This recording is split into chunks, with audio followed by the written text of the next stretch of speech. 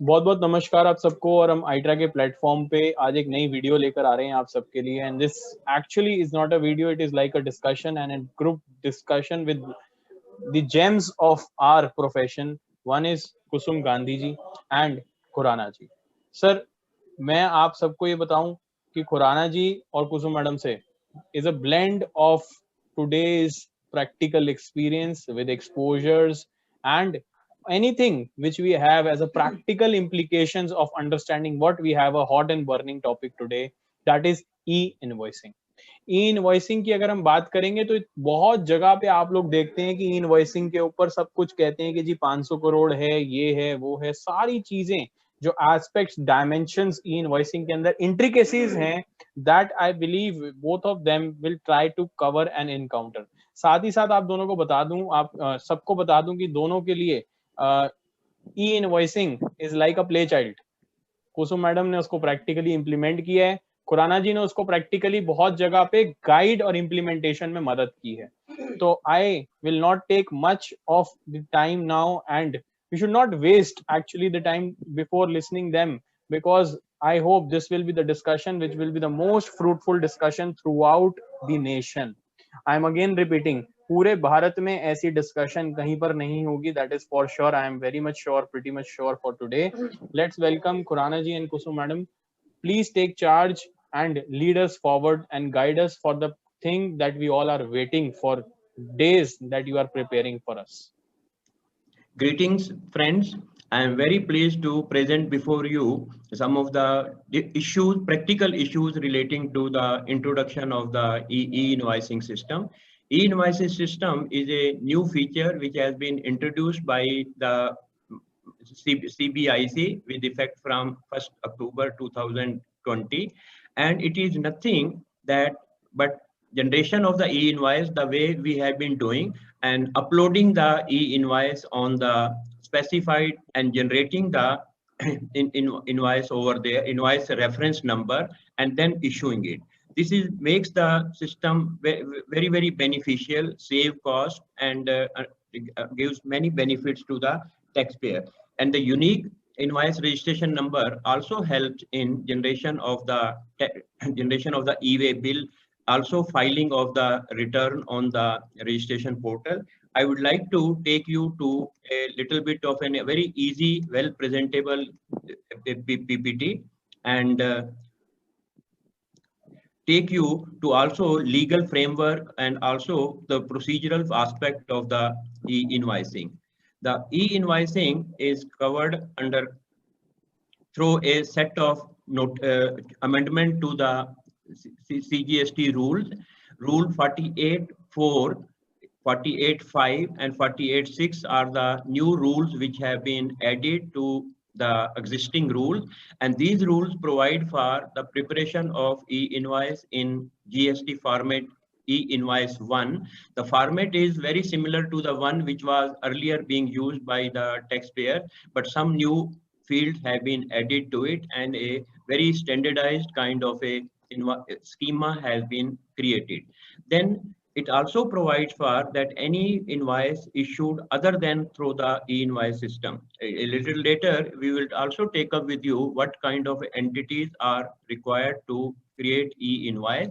And once a entity, a registered taxpayer is liable to issue e-invoice, any invoice issued by that entity except through the obtaining of invoice registration number from the portal will be treated as invalid or will not be treated as an invoice.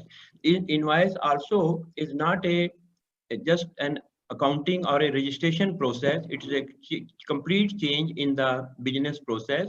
And once we become liable to, and once we start creating e-invoice, the earlier procedure of issuing e-invoice in triplicate for supply of goods and duplicate invoice for supply of service shall not be required. Then there are set of notification which have been issued. We will only take up with you some of the broad notifications, 68, which provide for the issuing of e-invoice, 69, which is a common portal which the Government of India has generated, and portal created by the National Informatics Center. Then we have 70, which provide the class of persons who are required to issue e-invoice. Then of course we have 70 and 71, which through which the rules have been notified and certain invoice format have been notified, and the class of registered person which are required to issue e-invoice and QR codes. Over to you, Kusum. Now we will discuss what is e-invoicing. The need is that I think government has been seized up with so many issues. One of the issues is repetitive filing of the keying of the information, first in the invoice, then thereafter filing of the GSTR1, thereafter filing of the information on the portal, that e-way bill portal, and then reconciling in two-way. E-invoicing is something capturing the data at the initial stage, at the invoice preparation stage itself. And once the data is captured at the invoice preparation stage, it becomes automatic, inoperable. That is, automatically you can upload it on the site to create a invoice reference number. So Khurana sir, नहीं तो आप कहना चाह रहे हैं कि ये सिर्फ एक सिंक्रोनाइजेशन, सिंप्लीफिकेशन का माध्यम है. Yeah, and then of course avoiding repetition of the data entry, creating of a accurate statement. So those kind of things are there, and automatic availability of the information to our clients or to our recipients of our supply of goods or services. So it's mostly about data redundancy.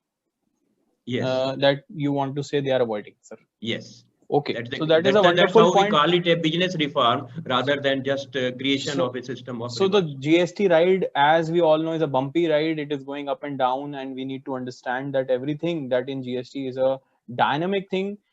Every time we have to learn, unlearn and relearn certain things, and learning new aspects.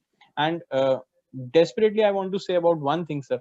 GST is a law which is creating many things to learn and avenues for a professional as well, sir. With this, Kusum ma'am, please, your views.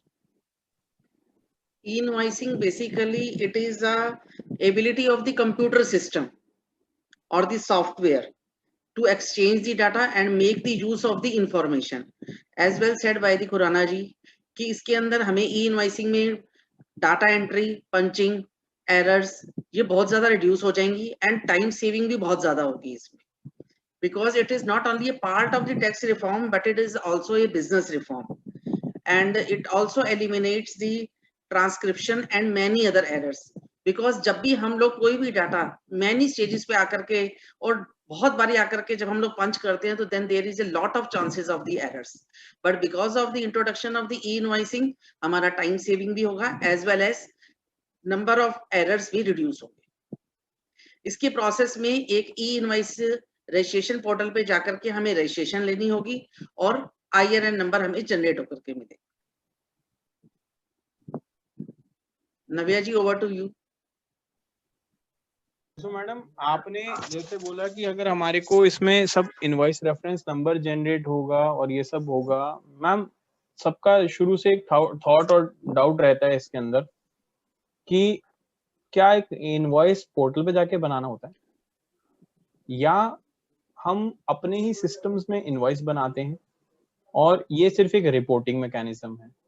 तीसरी चीज ma'am, बहुत लोगों को ये difficulty रहती है कि even if it is a mechanism to actually start something और आपने इसको रिफॉर्म की तरह बोला, तो ई इनवॉइसिंग अगर आप कहते हो पोर्टल पे नहीं बनाना है या बनाना है, whatsoever is the views of yours, क्या मेरे लिए एक एडिशनल कंप्लायंस बर्डन हो गया या ये simply synchronization of the existing system के अंदर ही कोई एक पार्ट है? मैम प्लीज मैम इस पे थोड़ा सा लाइट थ्रो करिए. इसके अंदर ई इनवॉइसिंग के प्रोसेस से किसी को भी कोई घबराने की जरूरत नहीं है.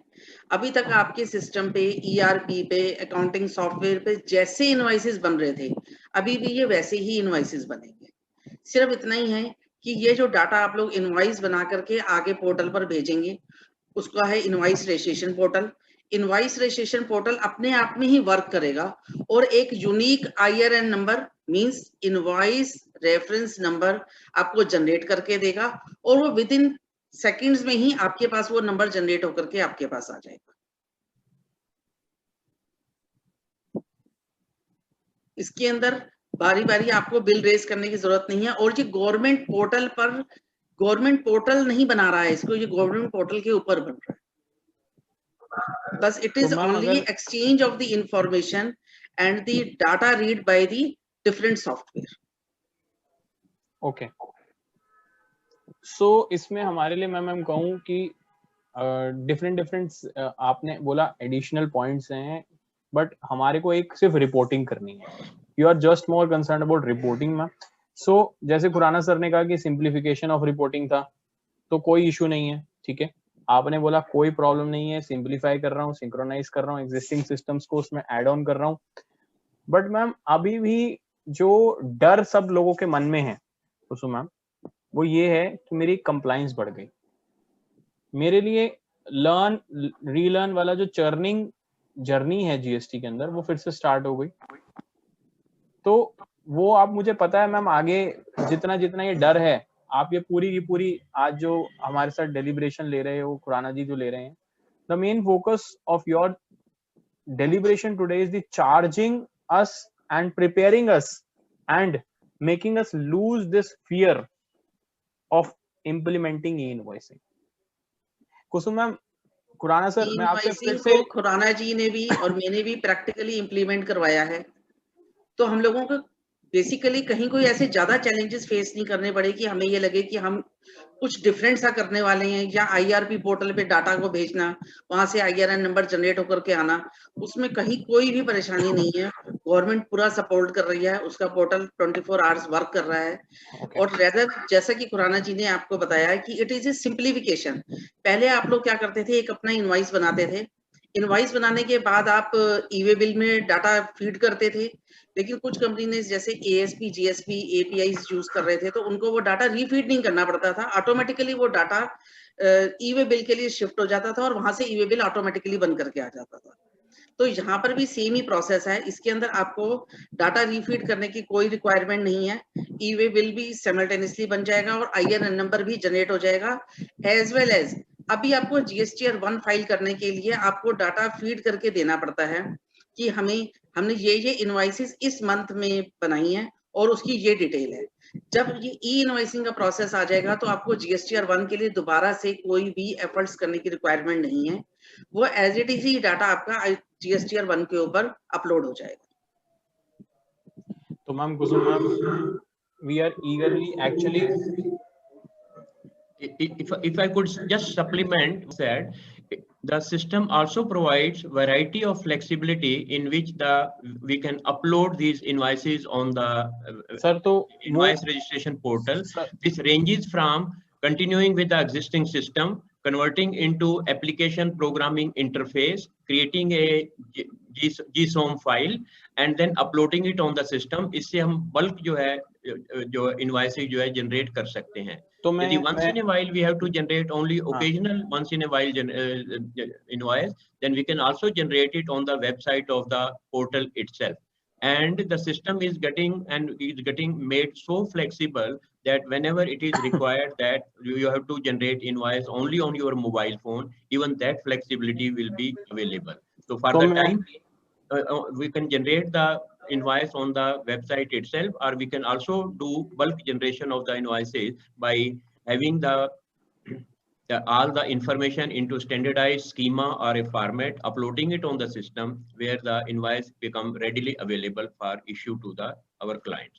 तो खुराना सर, कुसुम मैम, आप अपनी जो आज की डेलिब्रेशन है उसकी राइड को हमारे को पूरा गो थ्रू कराइए मैम, कि मैकेनिज्म क्या है, कहाँ बनाना है, कैसे बनाना है, कब बनाना है, क्या चैलेंजेस हैं, कैसे उन चैलेंजेस को हमें कोप करना है, और फिर हम कुछ चर्चाएं करेंगे जो मेरे मन में और जो व्यूअर्स के मन में हमने जो कलेक्ट किया मार्केट फीडबैक, जो उन सबके मन में आज भी कुछ फीडबैक्स या चैलेंजेस हैं जो आप लोग हमारे को उंगली पकड़ के चलना सिखाओगे इसमें इनवॉइसिंग में, उसके रिगार्डिंग हम उसको second half of the session में ले पाएंगे। पहले आप हमारे को फेमिलियर कराइए, हमारे को थोड़ा सा कंफर्ट दिलाइए ई इनवॉइसिंग से लेकर please. I think it will be useful if you could have a couple of rules which provide for introduction of the e-invoice. You will be able to better appreciate how this e-invoice has come into force and what is applicable.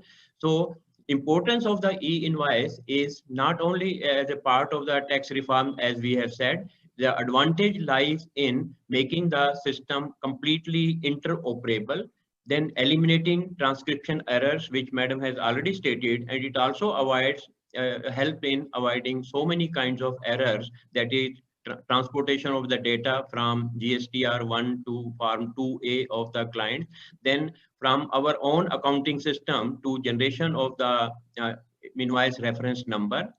Then I think it will be useful if I could give you a slight historical background on how the e-invoicing system has been introduced. You would recall that while presenting the 2019 budget, the finance minister has made a declaration that this e-invoice system would be introduced in the year 2020. Initially, the program was that the introduction will be done with effect from 1st April, but because of the unfortunate corona and other problems which the country has been faced with, so it has been now decided that the e-invoicing will be introduced with effect from 1st October 2019. So government has already notified a portal, invoice registration portal, a dedicated portal, which is managed by National Informatics Center, which validates the invoices on a regular 24/7 basis. So legal framework for providing for e-invoicing system is given in Rule 48(4), which provides for that any business entity, a taxable person having a turnover exceeding 500 crore in a preceding year, in any preceding year commencing 2017-18, is required to issue e-invoice.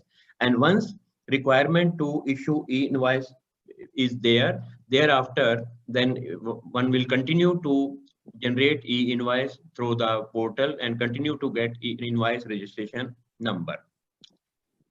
Then how do I know as a business entity whether I am required to issue e-invoice or not? So in order to first of all, there is responsibility of the business entity itself to know if during any previous year after commencing from 17-18 his aggregate turnover exceeded 500 crore, then e-invoice becomes applicable. So in order to facilitate the taxpayers to know whether they are obliged to generate e-invoice or not, government has given this flexibility. This a portal has been created, that is http e-invoice1gst.gov.in, and one can search whether I as a business entity am required to issue e-invoice or not. And sir Khurana sir यहाँ 1 minute आपको रोकना चाहूंगा. Yes Khurana sir, एक बार पिछली slide पे आएंगे. Viewers की उत्सुकता उस स्लाइड पे बहुत ज्यादा है सर. हाँ जी खुराना जी, आपने कहा 500 करोड़ से ऊपर की टर्नओवर होनी चाहिए 2017 से लेकर कभी भी किसी भी साल में. यस, किसी एक साल में 2017-18 में आपकी 500 करोड़ की टर्नओवर, 500 करोड़ से ज्यादा टर्नओवर है, या 18-19 में है, या 19-20 में है, किसी एक साल में भी है, तो ई-इनवॉइस जनरेट करने की रिस्पॉन्सिबिलिटी, ऑब्लिगेशन शुरू हो जाता है. और एक बार शुरू हो जाए तो फिर भले ही टर्नओवर आपकी 20 करोड़ की हो जाए, तो responsibility to generate e-invoice will continue to be with the business entity. तो सर मैं ये कहना चाहता हूं, मैं फिर से व्यूअर्स का ध्यान इस ओर आकर्षित करना चाहता हूं कि सबसे पहला पॉइंट एग्रीगेट टर्नओवर देखना है. Aggregate turnover is a PAN based turnover. हाँ, all India PAN based turnover. Yes. Secondly 500 crore की टर्नओवर देखनी है प्रीवियस फाइनेंशियल ईयर के लिए. कौन से साल में इंप्लीमेंट हो रहा है? ये इंप्लीमेंट हो रहा है हमारा 2020-21 रनिंग ईयर में. यस. और हम देख सकते हैं 2017-18, 18-19, 19-20 एग्रीगेट टर्नओवर. एग्रीगेट टर्नओवर हमारे लिए ध्यान देने वाला मुद्दा होगा कि एग्रीगेट टर्नओवर की डेफिनेशन बहुत इंपॉर्टेंट है. It is a PAN based turnover. It includes Schedule 1 supplies. It includes advances on services. We are highlighting this issue here also, sir. Secondly, sir, आपने दूसरे नंबर पॉइंट में लिखा था facility one can search the applicability at this link given on the slide. Exactly. तो खुराना जी इस पे कौन search करना चाहेगा, मैं एज अ रेसिपिएंट या आप एज अ सेलर? दोनों कर सकते हैं या कोई भी एक कर सकता है? पहली बात तो ये है कि हमको खुद ही अपने अकाउंट से अपनी टर्नओवर जीएसटी में रिपोर्टेड टर्नओवर उससे पता ही होता है कि हमारी टर्नओवर कितनी है। फिर भी अगर हमको डाउट है तो इस साइट पे जाके अपना इसमें जीएसटीएन नंबर फीड कीजिए, तो आपको पता चल जाएगा कि आपको ये एप्लीकेबिलिटी है या नहीं। तो सर वैसे रेसिपिएंट भी देखेगा इस पे? otherwise we have to get ourselves registered on the invoice registration portal, but the government has facilitated that. The government has done this bit of a homework where the business entities which are required to get themselves registered or which are liable to generate invoice, उनका data already वहां पे create कर दिया गया है, so that we can see from the site. Khurana sir मुझे guide करिए। Sir यहाँ पर मैं भी एक चीज ऐड ऑन करना चाहूंगी, अगर फिर भी किसी क्लाइंट को अपना जीएसटीएन नंबर वहां पर नहीं सर्च होता है, नहीं दिखाई देता है, then he must approach to the GSTN. Kusum madam, ma'am मेरा कंसर्न समझिए। आप और खुराना जी कह रहे हैं कि sir they have done the back homework, कि उन्होंने कहा जी हम आप नहीं देख पा रहे, हम बता देते हैं। सर ये रेसिपिएंट भी चेक कर सकता है, ठीक है? कुसुम मैडम आप मुझे बताइए, चेक करना भी चाहिए। नहीं मैम, कुसुम मैम मुझे ये बताइए, किसी से, देखिए मैं बड़ा हाइपोथेटिकल ले रहा हूं but I am taking it very much practical also. There can be minute number of cases but there can be the cases. This homework is not a homework, Khurana ji. This is just a report, I believe, and this report is getting generated by GSTR 1 or 3B of that person. I don't know what is the base of that.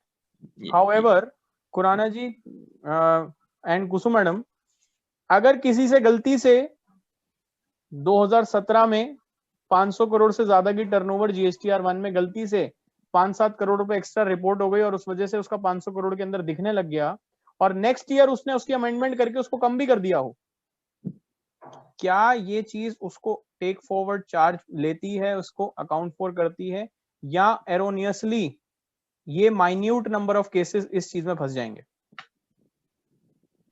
Should करना चाहूंगा, ये कोई डरने वाली बात नहीं है। आज तो ये सिस्टम जो है 500 करोड़ वाली टर्नओवर के बिजनेस एंटिटीज को अप्लाई हुआ है।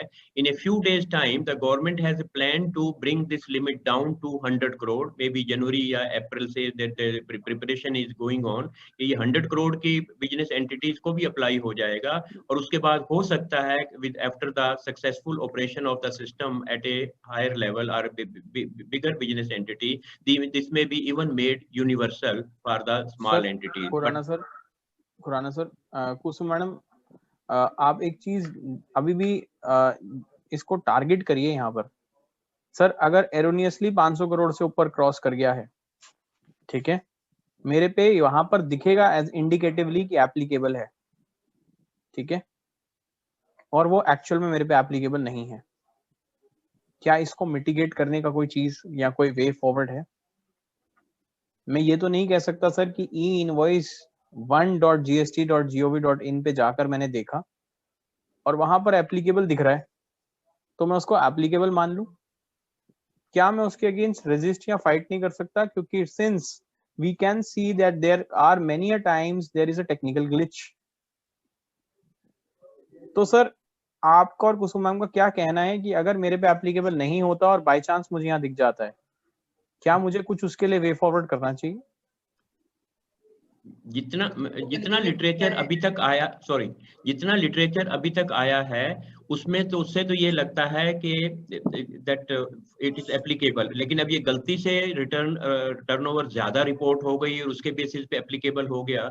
मैं उस एंगल से कह रहा हूँ कि return once the information is uploaded on the site in a particular year, कोई उसमें ऐसा मैकेनिज्म नहीं है कि उसको रेक्टिफाई या करेक्ट किया जा सके।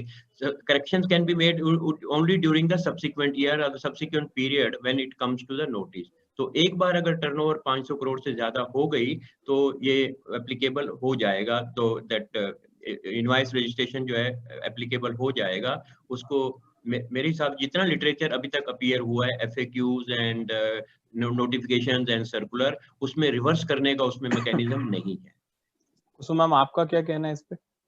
इसके अंदर मेरा कहना यही है कि ये एक इंफॉर्मेशन पर्पस के लिए आपको दिया गया है, बट स्टिल अगर आपको लगता है कि हमारे से गलत रिपोर्टिंग हो गई थी और एक्चुअली में हमारी 17, 18, 18, 19, 19, 20 में किसी भी ईयर में हमारी 500 करोड़ से एक्सीड करी ही नहीं है as per the aggregate turnover, जो definition as per section 2 subsection 6 of the GST act में दी गई है, तो तब आप जाकर के वहां पे अप्रोच कर सकते हैं डिपार्टमेंट को और उनको बता सकते हैं कि ये हमारी सेल इंक्रीज नहीं हुई थी, तो इसलिए हम लोग ई इनवॉइसिंग की एप्लीकेबिलिटी नहीं कर रहे, क्योंकि यहाँ पे कोई ऐसा हार्ड एंड फास्ट नहीं है कि आपकी अगर लिस्ट में नाम आ गया है तो then you have to take the E invoicing registration. कि सवाल का जवाब तो आपने दे दिया कि ये एक इंफॉर्मेटिव पर्पस के लिए है, ये एक डिस्क्लोजर दिख रहा है कि भाई हो रहा है। मैं सबका ध्यान इस तरफ केंद्रित करना चाहता हूँ कि ये चीज सिर्फ एक डिस्क्लोजर पर्पस के लिए कही जा सकती है कि यहाँ दिख रहा है दैट खुराना जी ने कहा देखिए लिटरेचर और गवर्नमेंट साइड से ऐसा कोई क्लैरिफिकेशन नहीं है। कुसुम मैडम ने कहा कि ठीक है इसको एज अ इंफॉर्मेशन पर्पस ले हम इंडिकेटिवली। मैं दोनों की बातों से एक चीज कंक्लूड तो नहीं कर पाऊंगा because they are experts in that, but निष्कर्ष निकालना चाह रहा हूँ दोनों की बात से कि क्या कुसुम मैम मैं ऐसा कह सकता हूँ कि किसी की टर्नओवर यहाँ पे इंडिकेटिवली एक्स्ट्रा दिख रही है और मेरे को ऐसा पता लगता है कि मेरी असली में टर्नओवर कभी थी ही नहीं इतनी। In that case I must not go for IRN and I should file an application with my respective department ward that this is a lapse with a screenshot and this has been already rectified and this is an intimation that I am not applying IRN because it is actually not applicable to me. However, it is some technical glitch at the back end. Kindly look into the matter and if Khurana ji जैसे आपने कहा कि 100 करोड़ से ऊपर applicable हो जाएगा वहां पर भी हाँ हो जाएगा, तो वहां पर भी ये ग्लिच आ सकता है। मैं सर सब अपने व्यूअर्स को सिंस प्रैक्टिकल एंगल देने की कोशिश कर रहा हूँ, तो मैं ये चाह रहा हूँ कि हमें पता हो कि एक होने के लिए 1% चांस है कि अगर टेक्निकल ग्लिच हो we must report it to our respective. That I agree. यदि इंट्रोड्यूस करने से पहले वी आर श्योर दैट हमारी टर्नओवर 500 करोड़ से कम है, फिर तो रूल्स और नोटिफिकेशन और जितना भी लिटरेचर ये कहते ही है कि मेरी ऑब्लिगेशन तभी बनता है जब 500 करोड़ से ज्यादा टर्नओवर है ही है। और यदि इफ आई एम श्योर कि मेरी टर्नओवर 500 करोड़ से कम ही है तो फिर मेरे को एक एप्लीकेशन देनी होगी डिपार्टमेंट में एंड टेल देम कि ये जो टेक्निकल ग्लिच की वजह से मेरी टर्नओवर ज्यादा एक्स्ट्रा दिखाई गई है, तो and call upon the department to correct it. तो तब तो मेरी responsibility primary on the basis of the circulars and notification and rule, तो ये कंफर्म्ड है कि हमको फिर उसको शुरुआत करने की जरूरत नहीं है and then we need not start it till our turnover actually becomes more than the 500 crore. ठीक है सर, अगर आज में आप देखेंगे तो GSTR 9 में भी client have the chance to rectify the turnover, तो हो सकता है वो वहां पर आकर के उन्होंने कुछ रेक्टिफिकेशन भी कर लिए। मैं वही कह रहा था कुसुम मैम, तो ये चीज हमें ध्यान रखनी है। अपने प्रूफ्स देने पड़ेंगे डिपार्टमेंट में और ये प्रूफ करना पड़ेगा कि yes I don't have the turnover exceeding 500 crore. ठीक है, तो अब आगे बढ़ते हैं सर।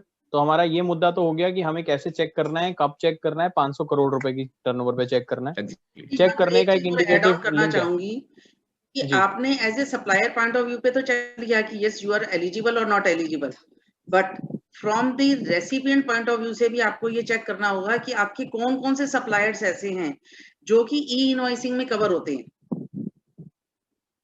क्योंकि अगर अभी हम आगे डिस्कस करेंगे कि जिन लोगों को आपको IRN नंबर जनरेट करके देना है, ई इनवॉइस देनी है, अगर वो आपको ई इनवॉइस नहीं देते हैं then that invoice will not be treated as a valid। ये एक बहुत इंपॉर्टेंट सेगमेंट होगा। मैं व्यूअर से रिक्वेस्ट करूंगा कि लास्ट तक जुड़े रहेंगे। कुसुम मैडम ने एक चीज बहुत हाईलाइट करी है कि सप्लायर पॉइंट ऑफ व्यू तो देखा जाता है, रेसिपिएंट पॉइंट ऑफ व्यू नहीं देखा जाता। Eagerly waiting for that segment Kusum madam, please Khurana sir, Kusum madam take forward.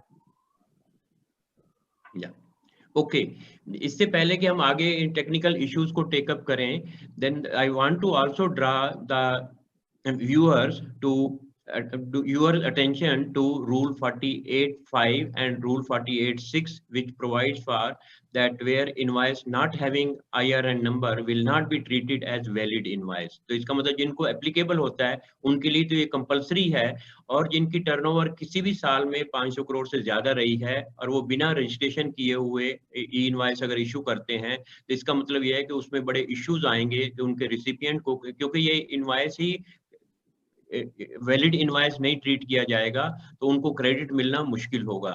Then no need for issuing of एक और बड़ी आसानी हो जाती है बिजनेस में कि एक बार आपने इनवॉइस इशू कर दिया तो आपको गुड्स की सप्लाई के केस में, जैसा कि हम पहले से ट्रिप्लिकेट इनवॉइस इशू करते हैं, या सर्विसेज की सप्लाई में जो हम डुप्लीकेट इनवॉइस इशू करते हैं, तो आपको डुप्लीकेट या ट्रिप्लिकेट इनवॉइस इशू करने की जरूरत नहीं है। और presently this e-invoicing system is applicable only to the domestic B2B sales, to export sales and also to sales to SCZ। इसका मतलब ये हुआ कि जो B2C सप्लाई जो हम अभी करते हैं उसमें ई इनवॉइस इशू करना अभी कंपलसरी नहीं है।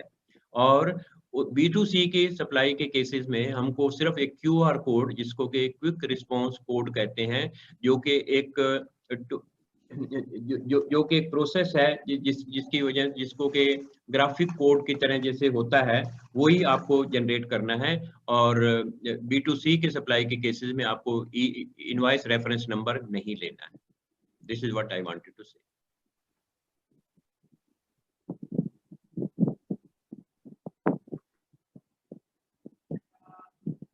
इनवॉइस आपको किस किस केस में बनानी है? क्या सिर्फ इनवॉइस के लिए ही ई इनवॉइस जनरेट करनी है? तो यहाँ पर ऐसा नहीं है। B2B सप्लाई में, B2B इनवॉइस के केस में डेबिट नोट, क्रेडिट नोट, इन सब के लिए भी IRN नंबर जनरेट होगा।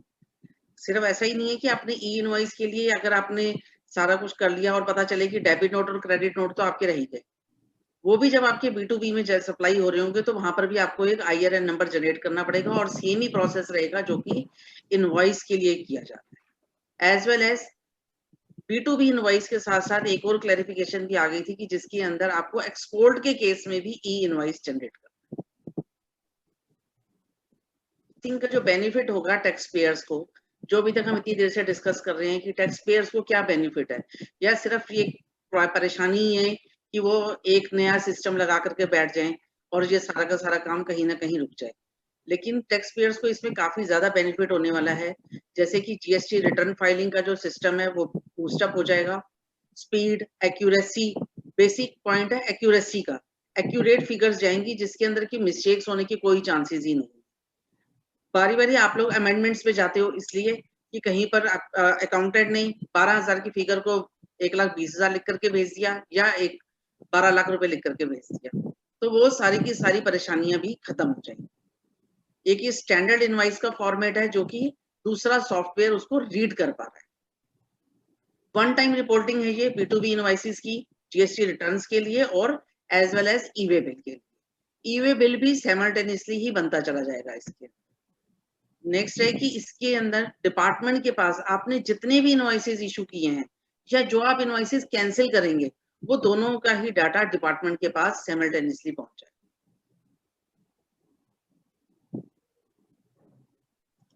और ई इनवाइस से आपको फेक इनवाइसिंग की जो प्रॉब्लम गवर्नमेंट भी फेस कर रही है, और कुछ ऐसी ब्लैक शीप्स हैं जो एक्चुअली फेक इनवाइस जनरेट करके जो फायदा उठा रहे हैं डिपार्टमेंट का, और जिससे डिपार्टमेंट को भी नुकसान हो रहा है, और उनकी वजह से डिपार्टमेंट को तो नुकसान हो ही रहा है, काफी सारे जो इनोसेंट लोग हैं जो इनवाइस ले रहे हैं और जो एक्चुअली परचेज कर रहे हैं, and because of some of the black sheeps which are operating in the business, इससे जेन्युइन परचेजर्स को, जेन्युइन रिसिपिएंट्स को भी प्रॉब्लम हो रही है। वो भी सिस्टम उससे जो दूर हो जाएगी। और सिस्टम लेवल मैचिंग, क्योंकि आउटपुट सप्लाईज की और इनपुट टैक्स अवेलेबिलिटी की सिस्टम लेवल मैचिंग हो जाएगी, तो उससे हमारा डेटा जो है फॉर्म 2A में, जिसमें कि आज तक मैच करने में दिक्कत आ रही है, वो ऑटोमेटिकली अवेलेबल हो जाएगा। और ये आसान होगा कि one will be able to establish a complete trail of the B2B invoices. ये कुछ ऐसे एडवांटेजेस हैं जिसको कि हम उसको नजरअंदाज नहीं कर सकते, क्योंकि हमने शुरू में ही कहा है कि एक बिजनेस रिफॉर्म है, इसमें ईज ऑफ बिजनेस में हमको काफी हेल्प मिलेगी। हमारा नेक्स्ट पॉइंट है डिस्कशन का कि क्या ये ई इनवॉइसिंग सबके ऊपर ही एप्लीकेबल है या कुछ रिलैक्सेशन कुछ इंडस्ट्रीज को, कुछ टैक्सेबल पर्संस को दी गई है। तो इसके लिए एक नोटिफिकेशन आया था, नोटिफिकेशन नंबर 13/2020, 21 मार्च 2020 में। इसके अंदर इन्होंने रिलैक्सेशन दी जिनको कि ई इनवॉइस क्रिएट करने की रिक्वायरमेंट नहीं है, स्पेशल इकोनॉमिक जोन्स में जो इंडस्ट्रीज हैं, insurer, banking company, financial institution, including a NBFC and goods transport agencies, supplier of passenger transportation services, as well as the person who is supplying the services by way of admission to the exhibition of cinematograph films in multiplex screens.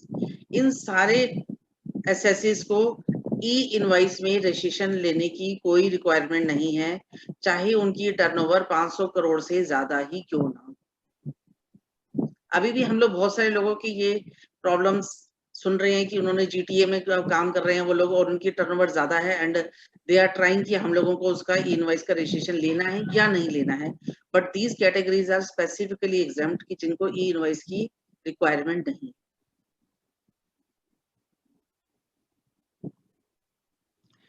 सो अब हम लेके चलना चाहेंगे कि procedure क्या है, system क्या है। इसके लिए जो है गवर्नमेंट ऑफ इंडिया ने एक स्कीमा या एक पर्टिकुलर फॉर्मेट लॉन्च किया है, जिस फॉर्मेट के अंदर आप ऑटोमेटिकली जो आपका डेटा है ईआरपी से या टैली से या जो भी हमारा अकाउंटिंग सॉफ्टवेयर है उससे उसको उस स्कीमा के अंदर माइग्रेट कर सकते हैं और उससे आप एक जीसोम एक कंप्यूटर रिलेटेड जावा स्क्रिप्ट ऑप्शन नोटेशन जिसको टेक्निकल टर्म में कहते हैं, लेकिन मैं आपको टेक्निकलिटीज में नहीं जाना चाहूंगा, लेकिन एक बड़ा ही जिससे कि हैवी डेटा जो उसको ऑब्जॉर्व कर सकता है उसमें आप कन्वर्ट कर सकते हैं और उस जीसोम को आप सिस्टम के ऊपर अपलोड कर दें। एंड और उससे पहले जो फॉर्मेट है वो एक जो स्कीमा है उसके स्कीमा के अंदर दो तरह के उसमें पोर्शंस हैं, mandatory fields and non mandatory fields. Mandatory field में तो आपको बेसिक इंफॉर्मेशन देनी है of the suppliers such as GSTN number, उसका लीगल नेम और डेट इनवॉइस नंबर एटसेट्रा उसमें देनी है, और इसी तरह से बेसिक इंफॉर्मेशन आपने उसको रिसिपिएंट की देनी है। और ये जो कुल मिला के जो मैंडेटरी फील्ड हैं वो करीब 133 हैं। और उसके बाद there are certain non mandatory field जो कि बिजनेस रिलेटेड या इंडस्ट्री रिलेटेड हैं, जैसा कि फार्मास्यूटिकल कंपनीज हैं, जब भी आप इनवॉइस रेज करते हैं तो आपको उसका जो है बैच नंबर देना होता है, डेट ऑफ एक्सपायरी वगैरह देनी होती है, लेकिन वो जो है इंडस्ट्री स्पेसिफिक हैं वो फील्ड आपको उसमें एंटर करने हैं। Mandatory and non mandatory field आप एंटर करके और उसके बाद इसका जीसोम जनरेट करके आप इसको साइट के ऊपर अपलोड कर सकते हैं। और मैं जैसा कि पहले बताया गया जो इनवॉइस इंफॉर्मेशन अपलोड करने का मैकेनिज्म है वो बहुत फ्लेक्सिबल है। आप जो है एप्लीकेशन प्रोग्रामिंग इंटरफेस से तो कर ही सकते हैं, जैसा कि हमने बताया आपके ईआरपी से और आपके कंप्यूटर सिस्टम से automatically data gets migrated to this schema, और स्कीमा से आप उसको जीसोम जनरेट करके उसको अपलोड कर सकते हैं। लेकिन ओकेजनली आपने वंस इन ए वाइल कोई इनवॉइस जनरेट करना है और जो आपके अकाउंटिंग सिस्टम से एमर्ज होके नहीं आ रहा, तो आप डायरेक्टली वेब के ऊपर जाके उसके ऊपर भी जनरेट कर सकते हैं। थोड़े टाइम में अब ये गवर्नमेंट और फ्लेक्सिबिलिटी लाने वाली है, इतनी फ्लेक्सिबिलिटी हो जाएगी कि आप अपने मोबाइल के सिस्टम से भी ये जनरेट कर सकेंगे, और जो बहुत छोटे टैक्स पेयर हैं वो इस डेटा को एक ऑफलाइन टूल जो है जिसके लिए एक एप्लीकेशन आने वाली है उसके बेसिस पे भी, या इवन एक्सेल में इंफॉर्मेशन जनरेट करने के बाद भी आप उसको ऑफलाइन यूटिलिटी के अंदर बिल्डअप कर सकेंगे और उसके बेसिस पे भी आप जो है इनवॉइस जनरेट कर सकेंगे। ये बड़ी आसानी होने वाली है। और मैं आपके साथ आल्सो टेकअप करना चाहूंगा कि क्या स्टेप कैसे इनवॉइस जनरेट किया जाए।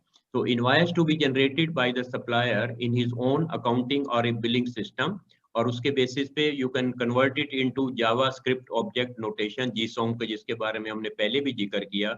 और फाइल जो एक बार जनरेट हो गई, that file you can upload it on the IRP, that is invoice registration portal.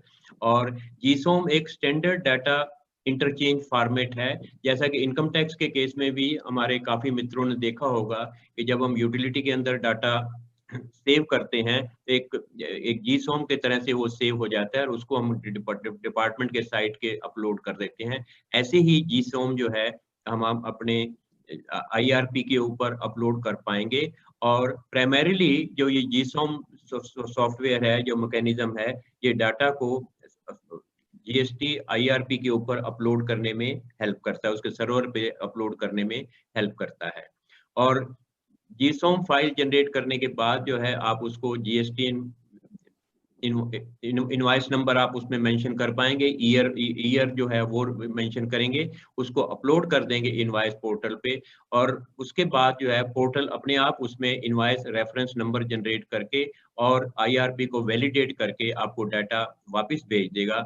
और उसमें जो है सिस्टम पे एक QR कोड भी दिया जाएगा। एक QR कोड एक तरह का स्पेशल तरह का 2 डायमेंशनल कोड है, जिसके बेसिस पे certain basic information relating to invoice such as invoice reference number, name of the supplier, name of the recipient, place of the supplier and the recipient, और basic item क्या है उसके अंदर, बजाय इसके कि फिजिकली इनवॉइस कैरी करने के, आप अपने मोबाइल फोन में ये QR कोड कैरी कर सकते हैं। और जब भी आप उस मटेरियल को ले जा रहे होंगे और QR कोड ही जब आप चेक पोस्ट पे दिखाएंगे, तो QR कोड पढ़ते ही और ये जो चेक पोस्ट पे जो लोग जो एनफोर्समेंट के लोग हैं, वो QR कोड को देखने के बाद ही इंटरप्रेट कर पाएंगे कि इसमें क्या मटेरियल जा रहा है, और उसके बेसिस पे आपको ज्यादा इनकन्वीनियंस नहीं होगी। और फिजिकली भी आपको फिर जो है printed copy of the invoice लेकर करने की भी जरूरत नहीं है। And you can also download the digitally signed GSOM with IRN number। और उसके बाद जो है, जो आपके पास फाइल वापस आ गई, उसमें जो है आप उसकी PDF का जनरेट कर सकते हैं। आप इनवॉइसेस को अपने लेटरहेड के ऊपर या अपने स्पेशली डिजाइन फॉर्मेट के ऊपर इनवॉइस को प्रिंट भी कर सकते हैं, या उसका PDF फॉर्मेट में अपने क्लाइंट को एज इट इज भी भेज सकते हैं। इनवॉइस रेफरेंस नंबर, हम लोग बहुत देर से डिस्कशन कर रहे हैं कि IRN नंबर क्या होगा, कितने डिजिट्स का होगा। वो IRN number basically 64 character hash का है, और ये बेसिकली कॉम्बिनेशन है pan, GSTN number, state code, financial year number, उन सबकी ये कॉम्बिनेशन का ये 64 कैरेक्टर का ये नंबर जनरेट होकर के आएगा। और ये IRN नंबर जो है बाद में ये QR कोड में मर्ज हो जाएगा, और इसको आपको इनवॉइस के ऊपर शो करना है। इनवॉइस की ई-वे बिल के साथ लिंकिंग कैसे है?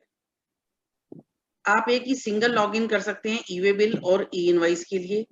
User name, password e-way bill के पोर्टल के ऊपर जो आपने यूज किया हुआ है, सेम ही यूज किया जा सकता है इनवॉइस को जनरेट करने के लिए। लेकिन क्वेश्चन अब ये उठता है कि सपोज करो किसी के पास ई-वे बिल बनाने की रिक्वायरमेंट ही नहीं थी, जैसे सर्विस इंडस्ट्री में उन्होंने ई-वे बिल बनाने के लिए अपने आप को रजिस्टर ही नहीं कर रखा, तो उस केस में वो लोग क्या करें? तब वो लोग रजिस्ट्रेशन फैसिलिटी जो पोर्टल आपको दे रहा है जस्ट फॉर द इनवॉइस, उसको वो यूज करेंगे और इनवॉइस सिस्टम के ऊपर अपने आप को रजिस्टर करवाएंगे। जब आप ये रजिस्ट्रेशन करवा लेते हैं, तब आपकी ऑटोमेटिक जनरेशन होगी both the e-way bills and the invoice. और टैक्सेबल पर्सन वो फ्री है IRN नंबर जनरेट करने के लिए और ई-वे बिल बनाने के लिए। ई-वे बिल की जरूरी नहीं है कि आप सेम टाइम पर ही ई-वे बिल बना लें जबकि आपने अपना इनवॉइस बनाया है। ये ई-वे बिल आपका बाद में भी जनरेट हो सकता है। अब मैं आपके साथ टेकअप करना चाहूंगा कि आपके प्रीक्विजिट्स, प्री रिक्विजिट्स क्या हैं, क्या एसेंशियल इश्यूज हैं जो आपको उसको फुलफिल करने हैं, और क्या आपकी रिक्वायरमेंट है आपकी तैयारी करने के लिए कि जबकि आप इसको लागू करने जा रहे हैं। टैक्स पेयर को जो है ऑटोमेटेड इनवॉइस जनरेशन प्रोसेस उनकी ऑलरेडी है। काफी सारे ऑलमोस्ट सभी टैक्स पेयर की, जो बड़े टैक्स पेयर हैं, उनके पास या तो ऑलरेडी ERP है, या उनके पास टैली या किसी सॉफ्टवेयर है जिसके अंदर के वो अपना इनवॉइसिंग जनरेट करते हैं। और उसके बाद जो है one has to ensure a traffic originating from their end-to-end invoice system is free from viruses, malware, intrusions, bots, CNC threats, etc.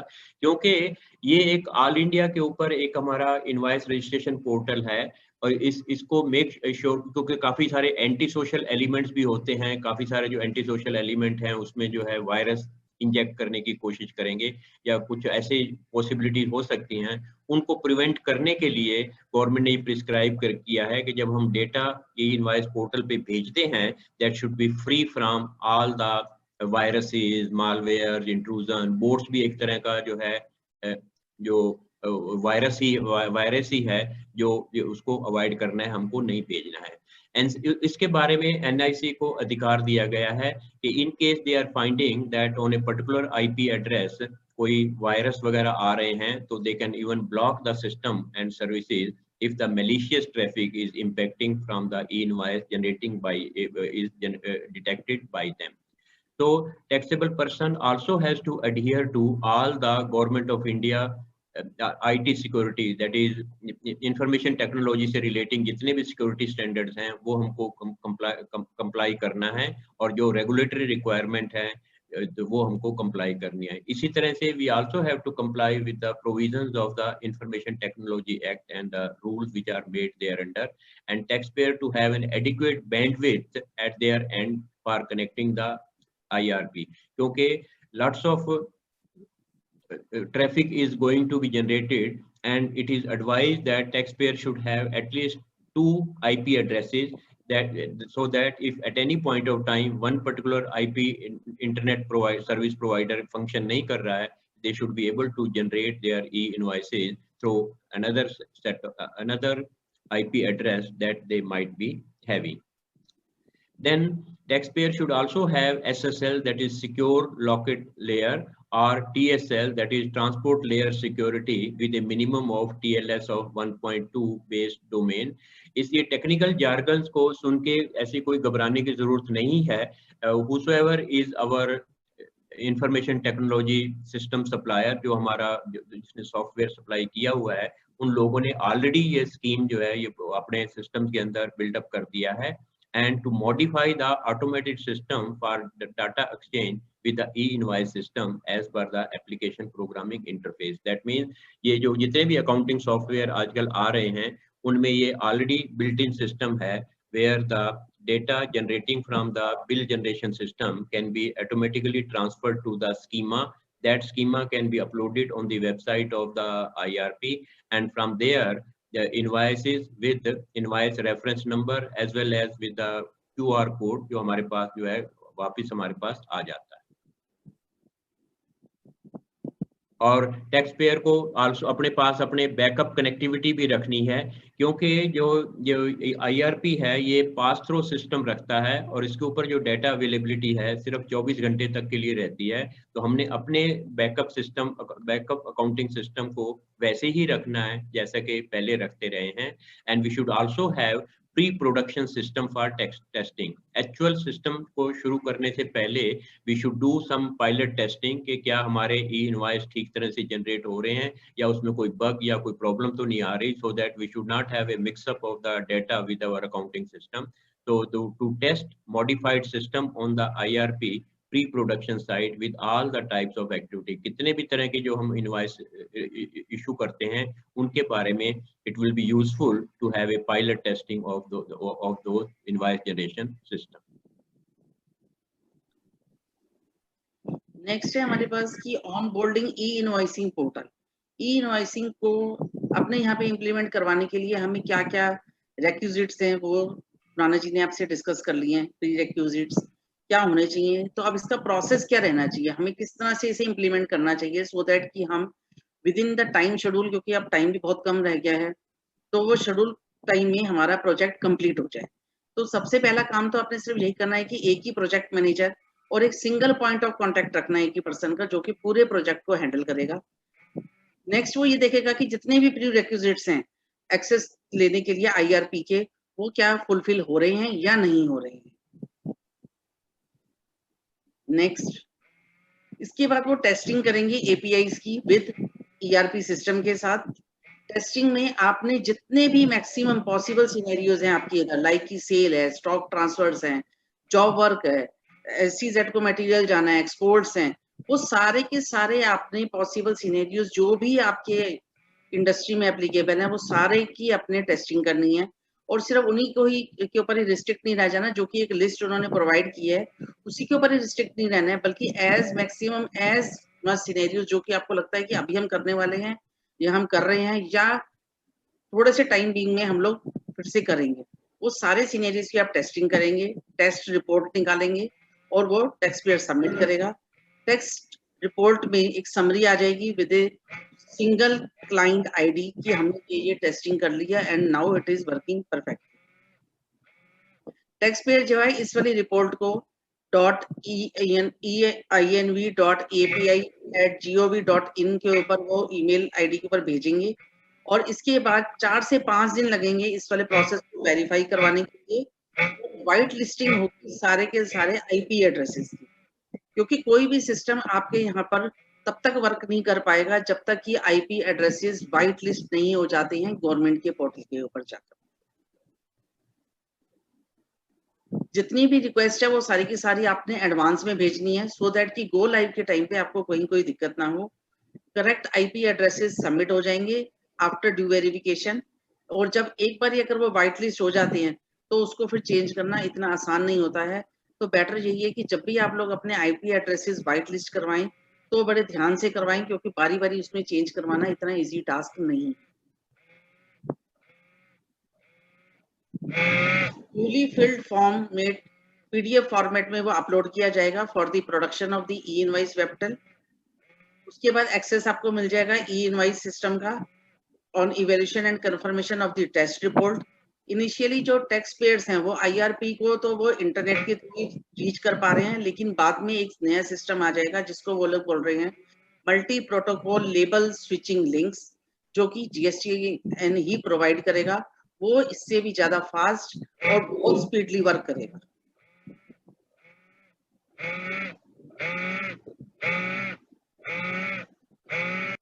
अगर आपको कहीं कोई विजिट करना है तो आप ई इनवॉइस के सेल्फ हेल्प पोर्टल पे भी विजिट कर सकते हैं।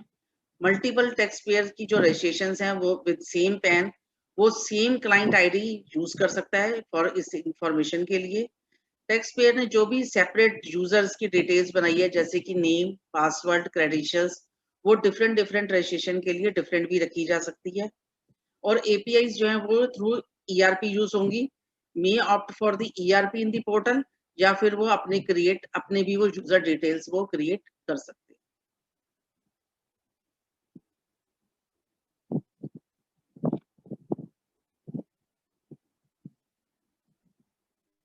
ई इनवॉइस स्कीमा जो है it will be used by all kinds of the businesses. कुछ लोगों के माइंड में ये भी था कि क्या ये अलग अलग टाइप के बिजनेस के लिए, सपोज करो कि real estate, chemical industry, automobile industry, क्या इन सब के लिए अलग अलग स्कीमा आएगा? तो ऐसा नहीं है, ये एक ही स्कीमा बनाया गया और उसमें इतनी ज्यादा उन्होंने फैसिलिटीज दी हैं, इतने सारे पॉइंट्स उन्होंने कोशिश करी है कि सारे के सारे पॉइंट्स को एक जगह पे उन्होंने मर्ज किया है, जहां पर कि आप अपने अकॉर्डिंगली पॉइंट्स को चूज कर सकते हैं। येस और नो का ऑप्शन आपके पास आता है, वो आप एक्सेप्ट कर सकते हैं। और इनवॉइस का जो स्कीम है वो सबके लिए सेम है। B2C की जो ट्रांजेक्शन्स हैं वो ई इनवॉइसिंग सिस्टम में अभी एक्सेप्ट नहीं हो रही हैं। आईआरपी जब एक इनवॉइस जनरेट कर लेता है तब उसके बाद वो इस वाले डिजिटली साइन करता है ई इनवॉइस को for the record of the supplier. तो यानी कि आपके पास ई इनवॉइस के साथ साथ ई वे बिल जनरेट होना, साइन होने के बाद वो JSON फाइल बनना, ये सारा प्रोसेस आपके पास विद इन मिनट्स में ही होकर के आ रहा है। ई इनवॉइस जो है वो आप अपने एड्रेस ऑफ द रेसिपिएंट के पास भी भेजेंगे बाद में। Printing of e invoice is also possible for the seller as well as for the buyer by using the QR code. और डाटा ऑन IRP जो अवेलेबल रहेगा वो सिर्फ 24 आवर्स के लिए रहेगा। ये बहुत ज्यादा इंपॉर्टेंट पॉइंट है कि जो IRP के ऊपर जो डाटा रहने वाला है वो सिर्फ 24 आवर्स के लिए रहने वाला है। तो आपको जो भी रिपोर्ट निकालनी है उसकी कोशिश करें कि वो 24 आवर्स के अंदर अंदर ही आप लोग निकाल। बहुत ज्यादा डाटा होने की वजह से ये सिर्फ 24 आवर्स के लिए ही इसको रिस्ट्रिक्ट किया गया है। ऐसे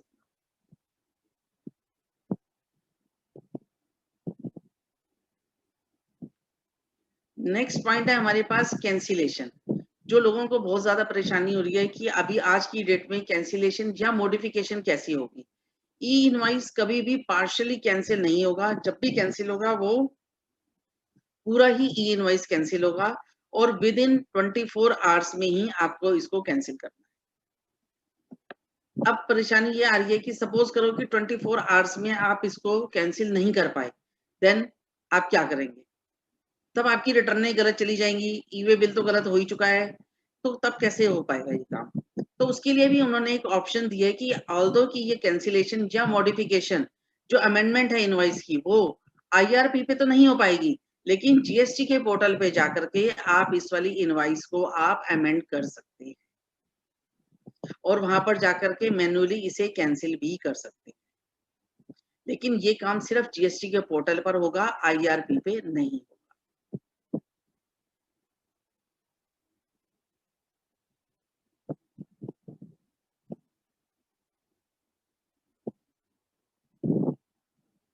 next,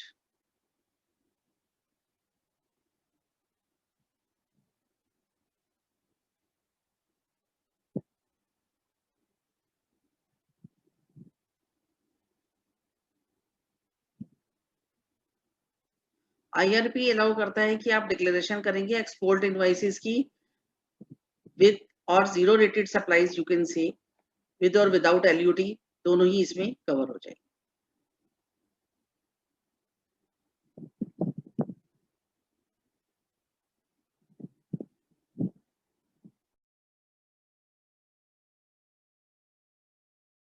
Stop now.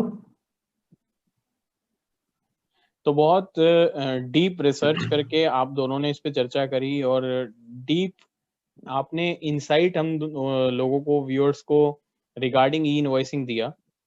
However again मैं आपसे सिर्फ एक मिनट आप दोनों से चाहूंगा कि आप बोलिए और अपने मतलब सर जो थॉट्स हैं, ये तो देखिए जो एफएक्यूज था ये सब था, गवर्नमेंट की तरफ से डायरेक्टिव्स थे, प्रैक्टिकल एप्लीकेशन के इश्यूज थे, सब कुछ था। मैं आपसे जानना चाहता हूँ एक मिनट पहले कुसुम मैडम आपसे कि कुसुम मैडम आपने प्रैक्टिकली ई इनवॉइसिंग को इम्प्लीमेंट करते हुए देखा, कराया भी है, ठीक है? क्या आपका व्यूज हैं ई इनवॉइसिंग के ऊपर? मतलब व्हाट विल यू से इफ आई वांट टू से कि सम अप ई इनवॉइसिंग इन 1 मिनट, कुसुम मैडम?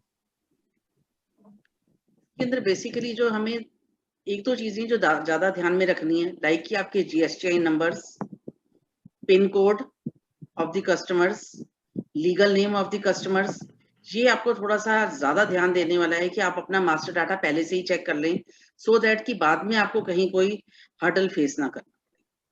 अदरवाइज एक बार स्मूथली चीजें रन हो गई तो फिर कहीं कोई भी परेशानी आने वाली नहीं। तो कुसुम मैम आपने हमें बोला कॉशियस पॉइंट्स क्या हैं, आपने हमें ये बताया कि हमें क्या क्या चीजों को ध्यान रखना है। खुराना जी अब मैं आपसे 1 मिनट चाहूंगा, सिर्फ 1 मिनट, ये जानने के लिए क्या invoicing will be successful implementation और थॉट जिस इंटेंट से लाया गया है, क्या वो चीज हम पा पाएंगे? Will be able to achieve the intent of e invoicing? Your say Khurana ji. I am quite optimistic about it. It is a next stage of development, and why I am saying by in confidence is that about 66, 67 countries have already switched over to e-invoice system. जितने भी progressive countries हैं. As a matter of fact, India has been one of the laggard in the introduction of the GST. That we are much late in starting the GST, but we have taken this step at a right moment, then when we are trying to catch up with the developed country where the e-invoice system is already functioning successfully. Initial stage पे कुछ challenges हो सकते हैं, लेकिन उसमें improvement जो है मेरे को ज्यादा ही नजर आते हैं, because we are plagued with a lot of problems of not getting our credits from our vendors, and then reconciliation problems are there. To that extent, it will help in solving all those problems and will also facilitate in the ease of doing of a business. तो मैं ये कहना चाहूंगा कि सारे viewers से, since we are here at Independent Tax Research Analysis Association, sir मैं ये कहना चाहूंगा, इंडिपेंडेंट व्यूज हम लेते हैं और इंडिपेंडेंटली हम समझते हैं। खुराना जी आपने बोला कि हम लैगर्ड हैं, हम पीछे रह गए sir. In introduction of the Is it? GST, we हाँ, were a little is it? behind हाँ, because of yes sir. various historical reasons. So, but sir मैं यही आपसे जानना चाह रहा हूँ, since at with this point of time we have to give an independent opinion about it.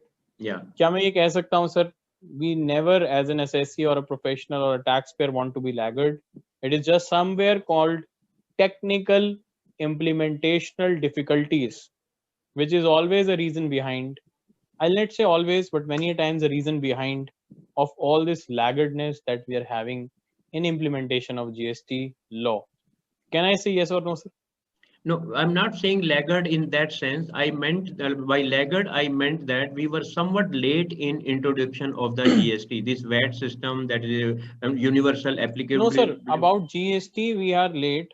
However, for e-invoicing, we are much late.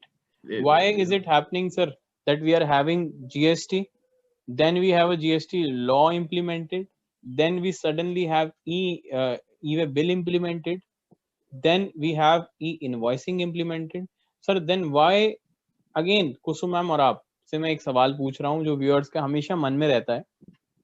Sir अगर ई invoicing आना ही था तो ई-वे बिल क्या है? दोनों की रेलेवेंस क्या बची सर? आज गवर्नमेंट का इंटेंट, अभी मैं कुछ दिन पहले प्रेस रिलीज सॉरी एक ट्वीट पढ़ रहा था आई बिलीव कहीं पे, वहां पर उन्होंने लिखा अब ई-वे बिल को हम हटाने की सोच रहे हैं इफ अगर ई इनवॉइसिंग प्रॉपरली इंप्लीमेंट हो जाता है तो। सर ये बार बार जो स्विच हैं, ये बार बार जो बम्प्स हैं, ये बार बार जो अप एंड डाउन राइड होती है ना जीएसटी में सर, ये स्मूथनेस को, sir ease of doing business को कहीं ना कहीं सेंटिमेंटल हर्ट करती है। मैं कुसुम मैम और आपसे पूछना चाहता हूँ, ई इनवॉइसिंग में ऐसा क्या खास है जो ई-वे बिल और नॉर्मल टैक्स इनवॉइस में नहीं है? अभी तक ऑनलाइन आप लोग जो भी इनवॉइसेस बना रहे हैं, उसकी कैंसिलेशन कर रहे हैं, वो गवर्नमेंट के पास उसका डाटा नहीं जाता है। लेकिन ई इनवॉइस की इंट्रोडक्शन होने से गवर्नमेंट के पास साइमल्टेनियसली वो डाटा चला जाएगा। आपको ई वे बिल बनाने की रिक्वायरमेंट ही नहीं रहेगी, क्योंकि वही डाटा इंटरनल लिंक्ड हो रहा है ई वे बिल के साथ। तो हाँ, मैं आपका कहना ठीक है कि अगर ये लोग फर्स्ट स्टेज पर जब ये लोग ई वे बिल ला रहे थे, उस स्टेज पर भी आज ये इंट्रोड्यूस कर सकते थे e invoicing. Yes ma'am, instead of introducing की पहले इन्होंने ई-वे बिल लेकर के आए, ई-वे बिल को इन्होंने स्मूथ रनिंग हुई, आज वो सारी की सारी स्मूथ रनिंग हो रही है, ई-वे बिल प्रॉपर बन रहे हैं, सबको कंसेप्ट भी क्लियर है कि मुझे किस स्टेज पे ई-वे बिल बनाना है या नहीं बनाना है। अदरवाइज पहले आप देखेंगे तो बहुत सारे लोगों को तो ये क्लैरिटी ही नहीं थी कि अगर मैं जॉब वर्क में मटेरियल भेज रहा हूँ तो क्या मुझे ई-वे बिल बनाना चाहिए, मशीनरी जा रही है क्या मुझे ई-वे बिल बनाना चाहिए। But now everything is clear. तो अब आज इन्होंने फिर से एक नया कंसेप्ट ला करके खड़ा कर दिया कि ई इनवॉइसिंग के साथ हम उसको कोरिलेट कर देंगे और तब आपको ई वे बिल बनाने की रिक्वायरमेंट नहीं रहेगी। कुसुम मैम, लेकिन एक चीज आप सबके लिए प्लीज हाईलाइट करिए ना मैम कि having a parallel, I'll not say it is a parallel, but it is a smooth switch over between e-way bill and e-invoicing. Ma'am यहाँ पर दोनों चीजें पैरेलली एक पॉइंट ऑफ टाइम पे चलेंगी। जब दोनों चीजें एक पॉइंट ऑफ टाइम पे पैरेलली चल रही हैं, for job work transactions you will have e-way bill, but for a tax invoice sale, normal sale, you will have e-invoicing. Ma'am दोनों सिस्टम्स को इंटीग्रेट करके एक 500 करोड़ से ऊपर की बड़ी एंटिटी को हर चीज के चैलेंजेस को फेस करना है with the simultaneous change in having an implementation of a system called 2B। आज आप समझ रहे हैं मैम खुराना जी मैं क्या कहना चाह रहा हूँ? Are we ready for invoicing is a bigger question. What you say as bumps or difficulties or जिसको आप कह रहे हैं कि sudden changes आ रही हैं, rather I would call it that these are the evolutionary milestones. Why I say is this: whenever you do such a big thing at such a large scale in the country, there are definitely certain stage-wise learning, and government is taking a good care of those stage-wise learning, and wherever improvements are required, so they are trying to bring in this improvement. Initially, we never thought that there will be any difficulty when GSTR 1, 2, 3 were introduced. But later, when they found that there were certain difficulties in operationalizing those, the government was flexible enough to introduce this form GSTR 3B. इसी तरह से now we have to make a balance between what is going on that should go on successfully and also add on to certain evolutionary or certain improvements to that. And for the time being, now there will be parallel running of the e-way bill and the invoice reference number. But once we feel that we are successfully switched over to the e-invoicing system, and maybe at some point of time we may feel that a second generation of the e-way bill may not be necessary. But for the time being, there are only certain. Okay. Yeah. नहीं sir, बोलिए, complete करिए sir. For the time being, it is only seen that once it functions successfully, then it may be dispensed with, but there is no firm view that it will definitely be seen. So the time will tell how successfully run, because the purpose is to run the business successfully rather than just bringing the changes or bringing the stoppages. Khurana sir, मैं ये कहना चाह रहा हूँ आपसे, मैं आप दोनों से भी ये रिक्वेस्ट कर रहा हूँ, since you represent many of the big forums at many places, since our association is doing an independent analysis of everything that is happening as an evolution in the tax structure of throughout the nation, whether it is direct or indirect tax, whether is it international tax or any other tax reforms that we are having, which is a part of our learning that we are having inside our association also, that sir, getting implementation of e-invoicing at this point of time when this pandemic was there, when the staff has challenges getting the training throughout the level of national level was somewhere difficult. Khurana ji said that it is somewhere optimistic that we have to be accepting, since we are as a professional partner with the government and the department, we have to go hand in hand. Sir, we as a professional stand on toes always to get the implementation reforms very much successfully getting implemented, sir. Sir, however, there are certain technical difficulties that we always face, even though we are on our toes. I hope we all as a viewers have been facing such challenges since the implementation of GST. So when the e-way bill came, it was suddenly a crash in the system and it had to go on the deferment of the date. When the e-invoicing system, sir, Khurana sir, आपने बोला कि GSTR 1, 2, 3 government को लगा नहीं आनी चाहिए, sir government को लगा नहीं, सर पोर्टल की इम्प्लीमेंटेशनल डिफिकल्टीज की वजह से 3B इंट्रोड्यूस करनी पड़ी. I agree. So it was never ever that as a assessee, as a taxpayer, as a professional, as a department, or even as a government, they are not accepting 2 or 3B or 2 or GSTR 1 or 3 mechanism. It is just as a technical glitch having at a nationwide 130 crore population. Sir वहां पर ये चीज हमारे को ध्यान रखनी होती है कि इतने बड़े लेवल पे जब हम इंप्लीमेंट करते हैं कोई नेशन वाइड चीज को, it has to go with a smooth transition. However e invoicing आप दोनों ने जितना अच्छे से समझाया, हमारा वो फियर खत्म हो गया. I can appreciate one fact here and I would highlight it, that how much technical evaluation you have done, we can never reach up to that expertise in e-invoicing. Technically आपने उसको implement कराया, आपने उसको guide कराया. However, there are still certain, one last question before we actually part away. Sir, one last question from both of you. एक rapid fire की तरह चल रहा है ये, मुझे लग रहा है. मैं आपसे सिर्फ quickly एक सवाल दोनों से लेना चाहता हूँ. कुसुम मैडम, अगर ई इनवॉइसिंग आप कहती हैं डेटा फ्लो ऑटोमेटिक है, ई इनवॉइस से ई-वे बिल, ई इनवॉइस से GSTR 1, GSTR 1 से 2A, 2A से 2B, GSTR 1 से 3B, once everything gets linked, what is your comment on that? क्या वो हम ये सपना कब साकार कर पाएंगे? E-invoice is one such milestone in that. Khurana जी ने जो बोला, and it is a well appreciated step. बताइए कुसुम मैम, आपको क्या लगता है? आज की डेट में तो हम लोगों को कोई ज्यादा चैलेंजेस फेस नहीं करने पड़ रहे हैं. कोई होप कि ई इनवॉइसिंग जो है, जो 500 करोड़ से अबव के लिए लगाया गया है, वो हालांकि सिर्फ टेस्ट बेसिस पे ही है कि अगर वो लोग सक्सेसफुल हो जाते हैं, उतना पोर्शन अगर हमारा सक्सेसफुल हो जाता है, तो आगे 100 करोड़ और फिर उसके आगे सभी लोगों के ऊपर ये ई इनवॉइसिंग इंप्लीमेंट कर दी जाएगी. तो ये बहुत बड़ी अचीवमेंट होगी कि आप की सब चीजें ऑटोमेटिकली बन रही हैं, सब कुछ एक ऑटोमेशन मोड पर जाता है. यस, सो मैं ये कहना चाहूंगा कि कुसुम ma'am, we are soon going to witness a stage where there will be auto flow of data from every channel, and we have auto verification of data. There will be not any excess availment, or there will be not undue excess availment. There will be not undue excess credit flowing in the market. However, it can be easily tapped at every stage where the deficiency will happen. Khurana ji, मैं आपको एक चीज बोलना चाहूंगा कुसुम madam, सून देखिए अपनी गलतियों से हम सब सीखते हैं, and we actually are learning in GST day by day.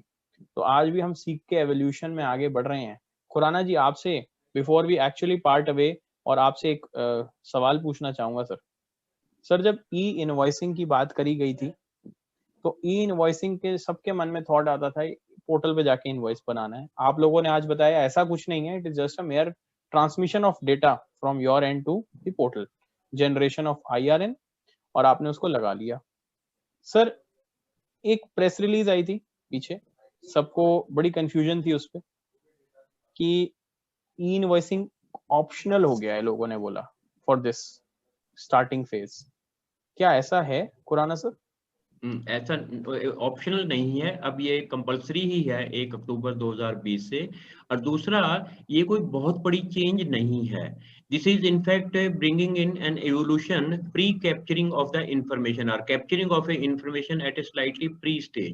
पहले हम क्या करते थे, इनवॉइस अपने सिस्टम पे जनरेट करते थे, उसके बाद फिर हम जो है डाटा इनपुट जो है GSTR 1 में करते थे, और ई-वे बिल जनरेट करने के लिए हमको अलग से इंफॉर्मेशन फीड इन करना पड़ता था. अब ये it is a step towards a bit of A automation, capturing the data eight invoice generation stage itself, and then rest of it all has been made electronic, automatic. The same data which is captured in our accounting system is mechanically, or I should say transported to our GSOM and uploaded on the system, and the same data उसको बार बार enter करने की बजाय एक ही बार उसको capture कर लिया जाता है. To that extent, I feel that it is a step in the right direction. तो कुसुम मैम, उस प्रेस रिलीज पे आपका प्रेस रिलीज की मैं आपको क्लैरिटी कर देती हूँ. प्रेस रिलीज में उन्होंने सिर्फ इतना ही क्लैरिफाई करके दिया था कि अभी तक जो हम कह रहे हैं कि साइमल्टेनियसली आप इनवॉइस बना रहे हैं और उसका IRN नंबर जनरेट हो रहा है, और वो IRN नंबर जनरेट होकर के पोर्टल पे जा रहा है, और साइमल्टेनियसली वो आपके क्लाइंट के पास भी जा रहा है. तो यहाँ पर उन्होंने एक ईज ऑफ बिजनेस करने के लिए एक 1 मंथ का उन्होंने टाइम दे दिया. सपोज करो कि कोई इनवॉइस आपने अपने सिस्टम में 3 अक्टूबर को बनाई है, तो उसका IRN नंबर जनरेट करने के लिए आपके पास 2 नवंबर तक का टाइम है, ताकि कहीं कुछ लोग कुछ टेक्निकल ग्लिचेस अगर कहीं फेस भी कर रहे हैं तो उनकी वजह से उनका बिजनेस कहीं हैम्पर ना हो. तो ये उन्होंने एक ईज ऑफ डूइंग बिजनेस दे दिया कि IRN नंबर आप बाद में भी जनरेट करके दे सकते हैं. This was the purpose of the press release. चलिए, आज हमने प्रैक्टिकली प्रेस रिलीज को भी लिया, आज हमने कुछ क्वेश्चंस को भी लिया. हाउएवर, व्यूअर्स के अगर कुछ क्वेश्चंस होंगे तो Khurana ji and Kusum madam, being the part of this ITRA फैमिली, are always on toes to help the viewers, to help the professionals, to help the society in every sense possible. So आप लोग उनको contact कर सकते हैं, उनके contact numbers and details were always available on the initial starting of the slides and the session of today. And मैं आपसे clearly एक चीज evidently ये कहना चाहूँगा, जितनी research इन दोनों ने e-invoicing पे करी है, मैं कहूँगा एक चीज तो आज प्रूव हो गई, ढूंढने से भगवान भी मिल जाता है. और वही आज हुआ कि इतनी रिसर्च करने से हमें तो ई-इनवॉइसिंग के भगवान मिल गए दोनों, और वो हैं कुसुम मैडम और Khurana ji. With this closing remarks, one line from Kusum ma'am before we close, one line from Khurana ji before we close. I would like to again mention that Kusum ma'am, being a part of this family, is always a lead of this family. मैं ये बोलना चाहता हूँ. खुराना जी, being a part of this family, is always a mentor to us. Kusum ma'am and Khurana ji, before we close, what are your inspiration? आप पढ़ते कैसे हैं, इतने रिसर्च कैसे करते हैं, और आपको कैसा लगता है कि जब हम इतनी रिसर्च करके जब दूसरों को प्रेजेंट करते हैं, तो डोंट यू फील कि आपने जितना एक ये सींचा है इस पौधे को, आज उसका फ्रूट हम सब खा तो रहे हैं बैठे बैठे, लेकिन इस पौधे को उगाना कितना मुश्किल है मैं जानता हूँ. बस आपका एक एक लाइन दोनों की before we actually close. So अंत में बस सिर्फ मैं इतना ही कहना चाहूंगी कि ई इनवाइसिंग के कंसेप्ट को लेकर के डरे नहीं, घबराए नहीं। ऑल्दो हमने इस वाले कंसेप्ट को एंजॉय किया, एक नया लर्निंग एस्पेक्ट देखा कि इंफॉर्मेशन टेक्नोलॉजी में क्या क्या नए और एस्पेक्ट्स हो सकते हैं जहां पर कि हम कुछ और नया कर सकते हैं। बीइंग ए प्रोफेशन हमें अच्छी लर्निंग हुई, एक हमने नए एस्पेक्ट्स लर्न किए इसमें। Khurana for ji me it is a passion to be in line with the time, और जैसे बदलता टाइम चल रहा है तो उसी तरह से हर चीज को लर्न करें, वक्त के साथ रहें एंड एंजॉय करें, इसमें कोई ज्यादा घबराने की बात नहीं। तो Khurana ji and Kusum ma'am, one thing to be concluded, survival of the fittest. Khurana ji आपने जो बोला, and yes that is the law of the nature, survival of the fittest ही होता है। With this closing remarks and a happy day to all of you. नमस्कार आप सबको, और मैं व्यूअर्स से कहूंगा कि we will soon be having many more videos coming up with this expertise. Sir हमारे को क्वांटिटी में कोई बिलीव नहीं है सर, हम क्वालिटी में बिलीव करते हैं। एंड विद दिस नमस्कार आप सबको, thank you so much. Thank you very